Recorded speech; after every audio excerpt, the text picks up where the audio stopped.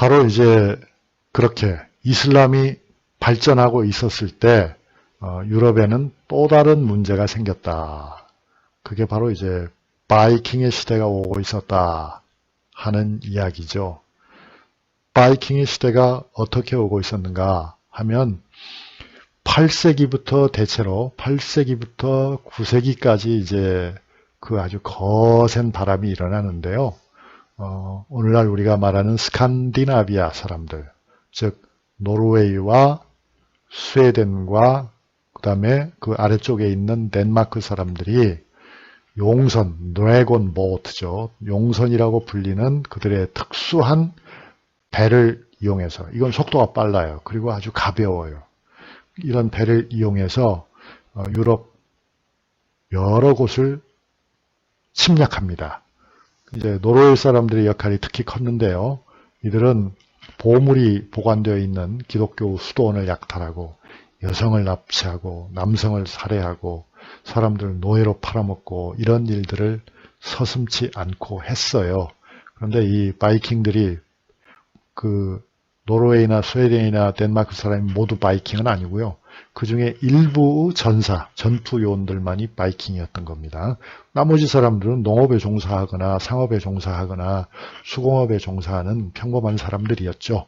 그런데 하여튼 이 바이킹들이 830년, 그러니까 9세기 전반이죠. 9세기 전반이 되면은 탐험대를 만들어 가지고 유럽의 여러 해안선에 있는 마을들을 침략해서 그것을 무역 거점으로 만들고 또 그 무역 거점에 가까운 여러 왕들과 결혼 동맹을 맺고 또 그런 유럽의 여러 나라에 정치적으로도 개입을 하고 이렇게 이제 성격이 변해갑니다. 처음에는 침략해서 약탈자, 그 다음에는 교역자, 그 다음에는 동맹자, 그 다음에는 정치적 간섭자, 이런 다양한 역할을 바이킹이 하게 되는데요. 그 과정에서 이제 바이킹은 거꾸로 기독교화 됩니다. 그래서 나중에는 침략을 중지하고 상업에 종사하는 바이킹으로 바뀌죠. 그런데 아무튼 그건 후기 일이고 전반기에는 침략자로서의 모습이 굉장히 두드러져서 850년에는 노르웨이가 북아프리카까지 내려갔고요. 데이는 덴마크에 사는 사람들이죠. 덴마크 사람들은 잉글랜드, 영국을 침략해가지고 이 사람들이 이제 나중에 영국의 지배자의 원형이 되는 겁니다. 그 다음에 또 스웨덴 사람들은 러시아 쪽으로 나아가가지고 류리크라고 하는 사람이 그 스웨덴 사람이죠.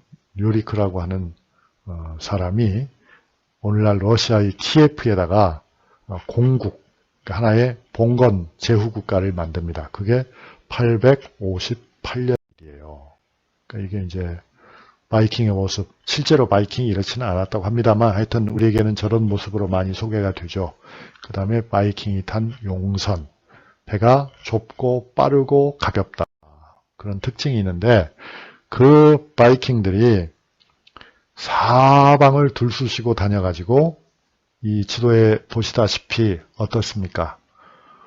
바이킹이 처음 움직인 것은 이 지도상에 보면은 8세기 후반이죠. 그러니까 793년, 795년 그때 보이잖아요. 그리고 그때는 이제 어디까지 내려왔어요? 그때는 영국, 오늘날 영국 지역까지 내려오고 그 다음에 이제 800년대로 가면 820년대에는 이미 노르만디 해안가까지 나가서 844년, 그보다 20년 뒤가 되면 이베리아 반도, 즉 스페인까지 가죠. 그리고 이제 그보다 20년 뒤인 860년경이 되면 북이탈리아까지 진출하고 이미 그때 그들의 한 부류는 어디까지 갑니까? 저기 그리스를 돌아서 이스탄불 지역까지 들어갑니다. 그리고 이제 10세기가 되면은 저게 이제 뭡니까? 다뉴브 강과 만나는 그 지역이 흑해잖아요. 흑해를 거쳐서 키예프까지 올라가면 882년이 되는 거예요. 그러나 북쪽의 흐름은 또 어떻게 됩니까? 러시아의 여러 곳으로 파고 들어가 가지고 결국 흑해나 카스피해 연안까지 뻗어가죠. 그것이 이미 9세기 말이면 완료가 돼요.